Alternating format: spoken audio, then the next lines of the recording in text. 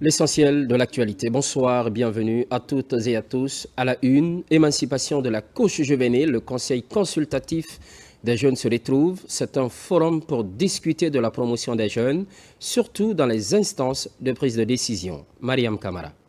4 jours sont consacrés à cette rencontre. 14 pays se retrouvent en Guinée pour assister au forum régional des conseils consultatifs des jeunes. Un espace d'échange est créé pour non seulement recueillir les préoccupations des jeunes, mais aussi et surtout favoriser une réflexion collective sur la participation et leur engagement à promouvoir leurs droits. Il ne peut y avoir de développement durable en Afrique si 65% des Africains sont freinés. Chers jeunes, tenez-nous pour responsables.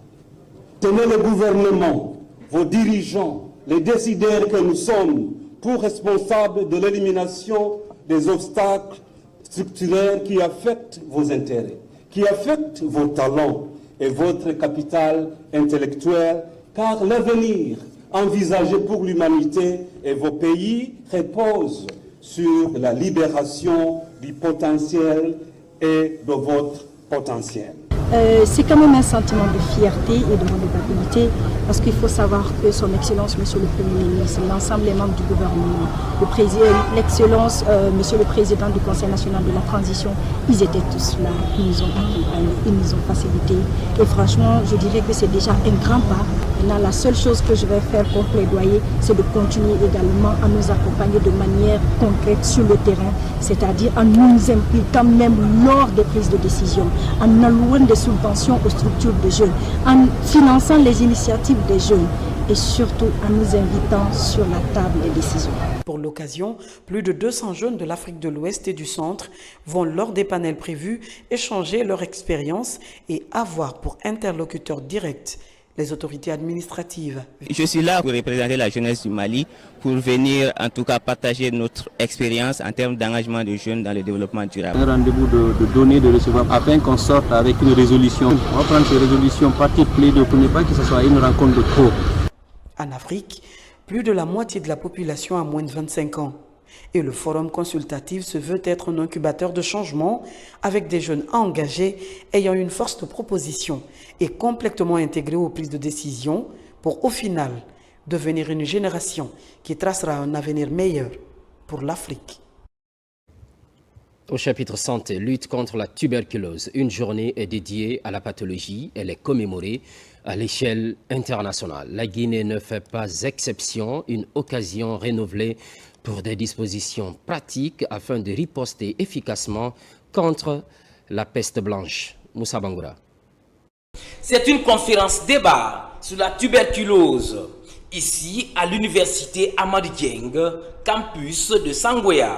Médecins sans frontières et le programme national de lutte anti-tuberculeuse du ministère de la Santé échangent avec les étudiants les dangers, les modes de transmission, de prévention et de traitement de la maladie ont été largement expliqués.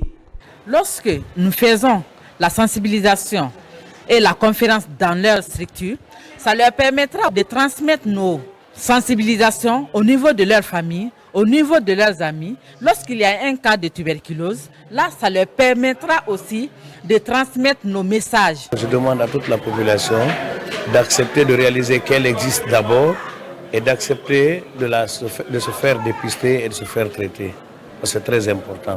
À cette assise, d'utiles conseils ont été prodigués aux étudiants en vue d'éviter cette maladie.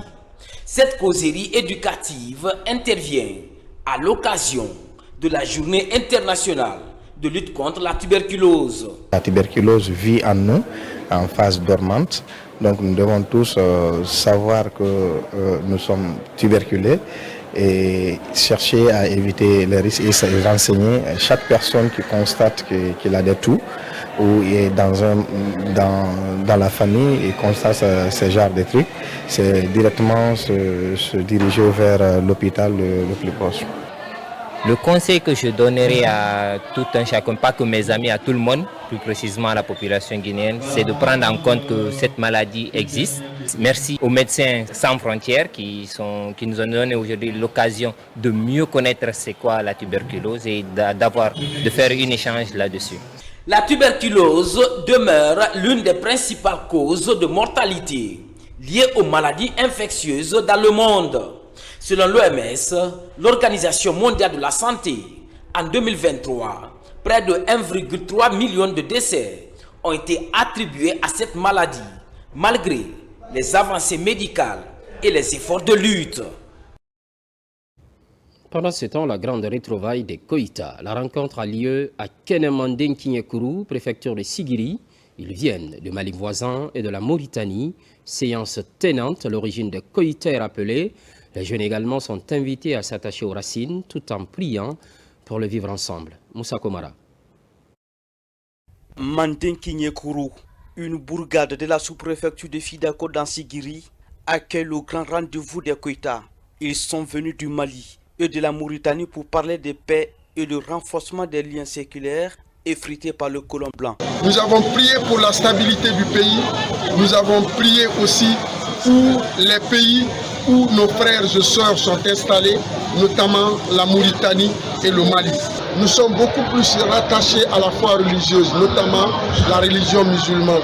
Donc nous sommes venus rappeler l'histoire de nos ancêtres à la génération future, nous dire que le nom Koïta, c'est d'abord la valeur intrinsèque, c'est le travail, c'est aussi la foi religieuse. Nous avons également profité de l'occasion pour prier pour le président de la République, le général d'armée Mamadi Doumbouya. Pendant cette grande retrouvaille annuelle des Koïta, des contes et des légendes dominent pour rappeler les origines et inviter la nouvelle génération à suivre le pas des ancêtres. Des prières et des bénédictions ont été formulées plusieurs fois pour que Dieu assiste le général président Mamadi Doumbouya dans sa noble mission. Aujourd'hui, nous sommes venus pour la 4e fois, on se réunit. Les 2 premières éditions, c'était au Mali. La 3e édition a été effectuée en Mauritanie, à Kaédi. Et donc, on est à la 4e édition ici en Guinée.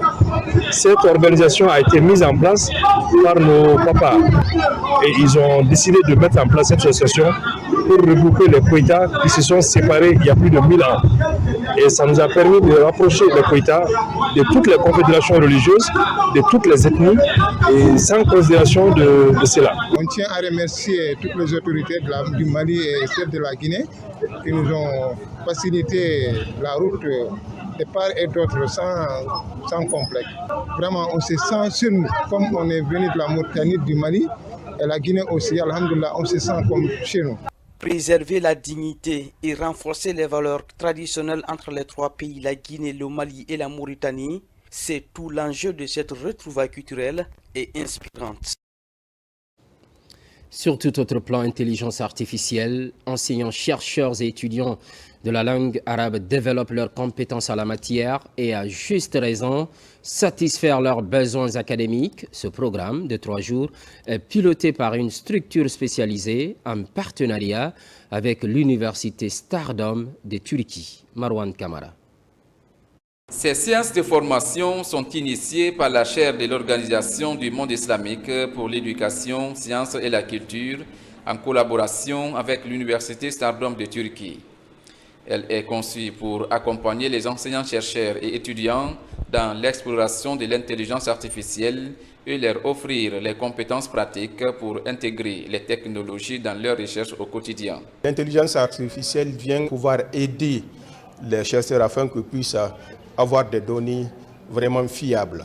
Mais des fois aussi, ça peut être un outil, en tout cas nuisible pour le chercheur. Et nous avons fait appel aux compétences étrangères pour pouvoir aider les anciens chercheurs du département, mais aussi nos étudiants qui ont pris part à cette première édition que nous voulons vraiment renforcer davantage pour eux. Cette approche éducative aidera les participants à découvrir des outils essentiels qui leur permettra d'améliorer leurs compétences scientifiques pour la qualification du système de l'enseignement arabe en Guinée. On a découvert beaucoup d'autres applications pour nos recherches scientifiques. Les étudiants aussi ont bénéficié pour leurs recherches. Donc on profite pour cette occasion pour remercier l'Université Générale Lansana Conté et l'Université Stardium pour nous avoir donné cette formation avec une spécialiste dans le domaine. À travers ces modules de formation, la chaire de l'ICESCO et son partenaire, l'Université Stardom, sensibilisent aux changements méthodologiques et techniques de l'intelligence artificielle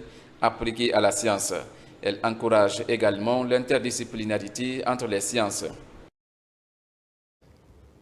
Humanitaire à présent, et pour terminer, cette main généreuse en direction de l'orphelinat, Dieu est amour, c'est un don de vivre pour soulager les enfants évoluant dans ce centre. Nabi Kamara. Un geste de cœur pour les enfants de l'orphelinat, Dieu est amour. C'est sous ce slogan que le Lions Club Conakry Yara est venu traduire en actes concrets son soutien aux tout-petits de ce centre ici à Nongo. Il s'agit des vivres composés de riz, d'huile et des condiments qui, sans nul doute, les soulageront pendant quelques jours. Il n'y a pas longtemps, nous étions là également pour un don et nous avons promis devant Dieu que s'il y avait les moyens que nous allons revenir. Et Dieu a fait grâce, nos prières ont été exaucées. Et un bon donateur, une âme généreuse, nous a contactés. Il nous a demandé de faire ce don en son nom et au nom de tous les membres du Lions Club Conakry Yara. Nous comptons faire encore plus, nous comptons faire encore mieux. Et comme on dit, au Lions Club Conakry Yara, nous ne sommes pas que des âmes généreuses, nous sommes également un pont entre les bonnes personnes, les âmes généreuses, pour pouvoir toucher plus de personnes dans nos communautés et aider vraiment ceux qui sont dans le besoin. Ce don est venu au bon moment dans ce orphelinat Dieu est amour. D'où cet accueil chaleureux des enfants bénéficiaires qui, par la voix de la fondatrice du centre, ont dit toute leur reconnaissance aux donateurs, le Lions Club Conakry Yara. Ce n'est pas la première fois ni la deuxième fois. Ils ont l'habitude de venir ici avec les dons ici pour nous. Souvent quand ils viennent avec les dons, vraiment c'est merveilleux. Et on leur dit merci, pas seulement les dons que Lions Club fait pour nous. Des fois même ils nous aident aussi pour le loyer, car c'est les grandes difficultés qu'on travaille ici dans notre orphelinat. Nous sommes à location et tout le temps nous sommes embêtés par les propriétaires de la maison pour le paiement des loyers. Vraiment on demande aussi les bons volontaires aussi qui les soutiennent, qui les aident. On les demande aussi merci beaucoup. Merci pour tout ce qu'ils sont en train de faire dans la main de Lions Club pour nous arriver ici. Le Lions Club Conakry Yara a promis de répéter le geste en faveur de cette couche sociale qui mérite l'attention de chacun de nous. Vous étiez à la source de l'actualité. Les infos évoluent en Guinée, notre paradis, terre de richesse et d'innovation. À très vite.